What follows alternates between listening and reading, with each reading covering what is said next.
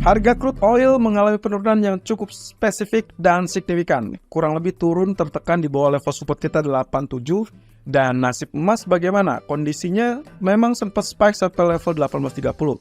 Tapi kita juga sempat lihat dia menguji kembali level support 1816. Nah, hal ini dikarenakan market masih tetap menunggu data ekonomi yang saling berkesinambungan sampai hari Jumat. Tapi kita lihat dulu, apakah dolar memungkinkan untuk lanjut penurunan untuk hari ini apa tidak. Yes, akhirnya posisi dari candlestick yang kemarin kita sempat ragukan apakah dia akan terjadi penurunan apa tidak, ternyata memang ditutup bearish teman-teman.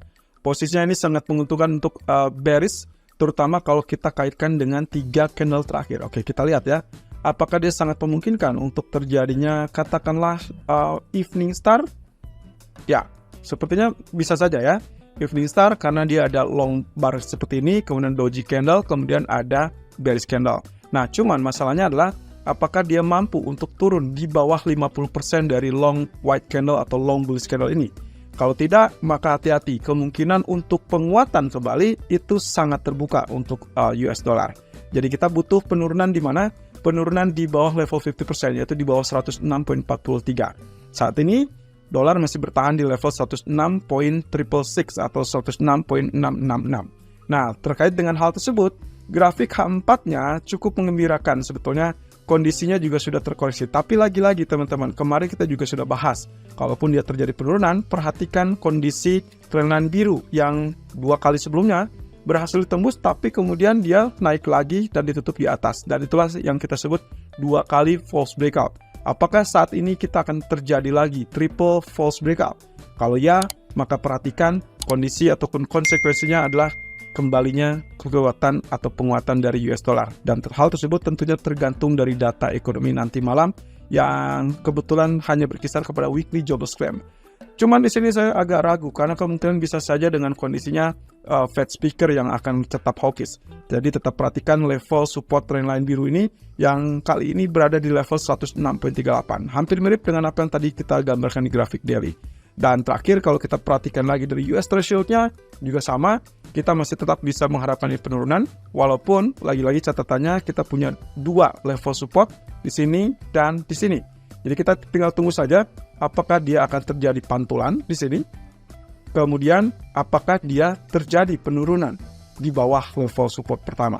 Nah, cuman memang secara keseluruhan lagi-lagi kita masih tetap ambigu karena begitu dia sudah turun ke level support kedua pun yang kita khawatirkan adalah trendline biru. Lagi-lagi trendline biru dan kemungkinan nanti baru dia akan terjadi rebound.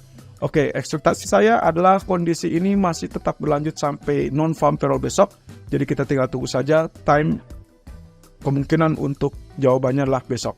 Nah, tapi daily chart cenderung menunjukkan candle bearish. Ini adalah shooting star teman-teman, yang berarti juga menandakan bahwa hari ini harusnya confirm dalam jalur penurunan. Walaupun kita lihat di sini penurunan tersebut masih wajar karena dia dianggap sebagai koreksi yang memang dibutuhkan dalam, ya katakanlah mungkin dalam 1 bulan terakhir yang belum terlihat penurunan. Oke, sekarang kita beralih kepada posisi dari grafik pound sterling terlebih dulu. Seperti biasa, kondisinya kita tetap uraikan lihat dari kondisi historical price. Kemarin dia turun tapi swingnya sepertinya sesuai dengan harapan kita ya. Begitu dia swing low, hanya sedikit beberapa senti atau beberapa poin dari level terendah sebelumnya, kemudian dia rebound dan akhirnya ditutup dengan bullish. Oke, ini berarti pertanda positifnya apa? Pertanda positifnya adalah 3 candle terakhir lagi-lagi muncul sebagai formasi morning star. Nah, kalau teman-teman ingat dari morning star yang sebelumnya, kondisi morning star sebelumnya adalah dia muncul tapi juga dia melawan dari kondisi yang kita bisa dibilang mungkin ini perlawanan dari posisi ini ya, ini adalah evening star, kemudian sekarang ada morning star. Artinya kita butuh konfirmasi untuk penembusan di atas level resisten tentunya. Nah, resisten berapa? Kita cukup ambil black candle, itu adalah kondisi di 2 atau 3 hari yang lalu. Berarti tanggal 2 Oktober itu high-nya adalah 1 poin kurang lebih di 1.2218 ya. Jadi kita butuh konfirmasi untuk penembusan di atas 1.2218 untuk mengungkapkan atau bisa jadi sebagai trigger ataupun pemicu untuk kenaikan lebih lanjut. Tapi sayangnya selama misalkan dia tidak tembus 1.2218, hati-hati dia akan mengalami penurunan kembali. Nah, di grafik keempatnya posisinya juga cenderung riskan untuk rejection teman-teman. Jadi perhatikan trendline yang sudah kita buat dari beberapa minggu terakhir. Bahkan kali ini 1.2180-an tetap akan menjadi faktor yang agak ambigu, apakah ia akan tembus atau tidak. Jadi saya lebih prefer kalaupun misalkan lakukan buy jangan sekarang, karena posisinya saya lebih tunggu untuk potensi koreksi terlebih dulu supaya ada jarak yang cukup spesifik, dan begitu ada cerita misalkan dia naik kembali, yang dikhawatirkan adalah dia akan terjadi rejection seperti itu atau dia tembus seperti itu. Nah, kalau misalkan kaitannya dengan penembusan, maka saya akan setuju kalau misalkan ada pandangan bahwa kemungkinan kita bisa dapatkan inverted head and shoulder. Itu dengan catatan posisinya sesuai dengan harapan kita, lalu kemudian ada koreksi tidak lebih rendah daripada 1.204, kemudian dia tembus level resistance. Ini sangat memungkinkan. Apalagi kalau misalkan US dollar masih tetap dalam jalur penurunan. Tapi hati-hati, switch strategi menjadi sell kalau misalkan dia tidak tembus 1.2180 ataupun 1.2200 atau saat dia tembus 1.2047.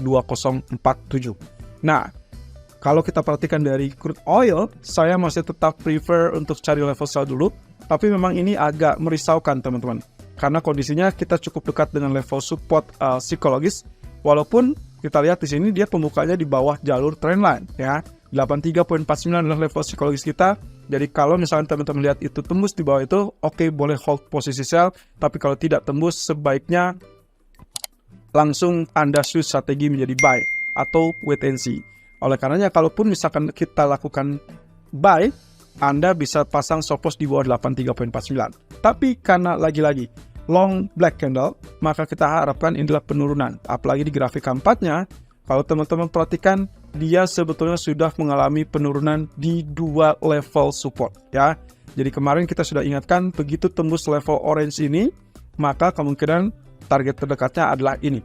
Dan itulah yang sudah terjadi, bahkan ditembus teman-teman. Nah sekarang target kita adalah ini teman-teman, 82.98 yang terdekat, atau yang terjauh adalah 78. Wah, jauh sekali ya. Nah, demand atau strong demand akan ada di mana? Perkiraan saya strong demand kemungkinan akan muncul di teritori setelah 78 teman-teman. Itu berarti kisaran 77, 78 itu masih oke. Atau medium demand kemungkinan akan muncul di kisaran 81 atau 82. Dan ini kaitannya dengan kondisi yang sebelumnya sebagai historical, dan itu ternyata nampak jelas ya. Dan posisi ini saya dapatkan dari Fibonacci expansion yang saya tarik dari titik pertamanya, puncak ini, kemudian titik keduanya adalah di bottom yang ini, dan swing terakhir kemarin adalah ini. Jadi kita akan dapatkan expansion 61.8 atau 100% atau 161.8. Kalaupun misalkan Anda lakukan sell, maka yang paling ideal adalah tunggu sampai dia retest area 85, barulah kemudian sell dengan patokan target maksimum 8298 ataupun 8300. Oke, sekarang kita bicara tentang gold. Nasib gold yang sampai saat ini masih terkatung-katung, dan ternyata kita masih mengharapkan areal yang sama. Jadi sekarang 1833, apakah 1815 yang akan tembus? Kalau ternyata Anda lihat penembusan di bawah 1815, segera lakukan sell dengan potensial target 1804 yang terdekat, yang terjauh mungkin 1785, 1790. Tapi saya tidak akan bicara tentang 1785 terlebih dulu, karena yang lebih memungkinkan adalah 1804. Kenapa?